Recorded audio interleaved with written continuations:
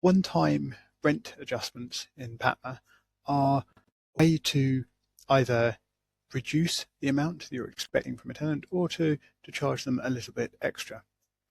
To try and sort of clarify that a little bit, the rent record within PaTMa on a single tenancy is a balance between what PaTMa is expecting from the tenant, so the rent that is becoming due, or the one-off charges that are becoming due, and that is balanced against what the tenant actually pays.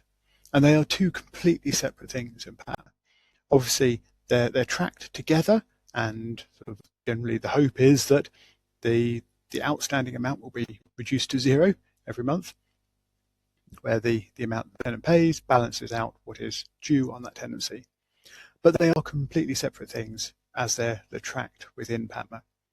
So the main rent that's due for a tenancy is obviously defined as the sort of ongoing rent that's due for that given tenancy, and that recurs however often the rental period is for the tenancy, normally monthly. And then on top of that, you can make one-time rent adjustments. And these can be either, if we just pick a date, these can either be positive amounts if we want to charge the tenant for something. So perhaps they've damaged something and we have to make a repair to it. So in that case, there might be a one-off charge, and it might be repaired to a window perhaps that they broke. And if that was the case, you could attach an expense here as well. And that's just for your own reference. So you can see that this was a recharge of something that happened, and the expense would be the expense you paid out to someone to repair the window in this case.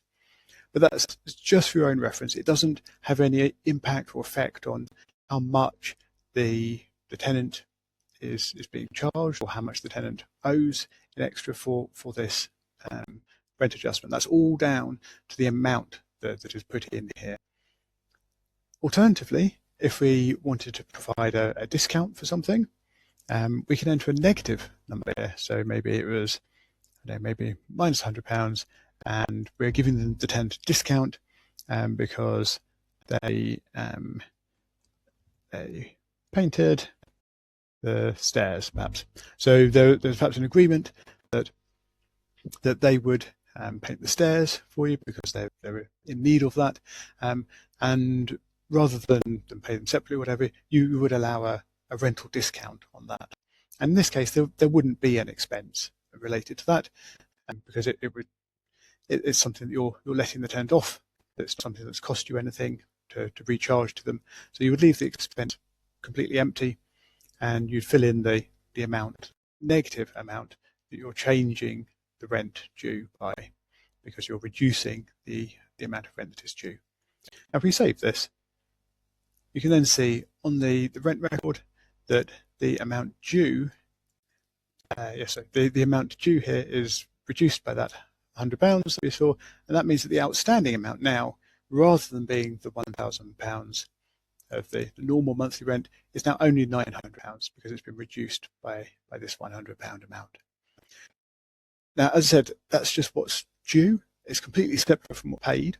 So if the tenant now paid their normal £1,000, it would then mean that they'd overpaid by £100, and this balance would then reflect that.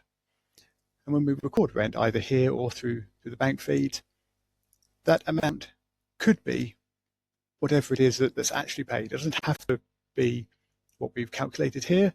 So maybe they paid the normal amount for whatever reason.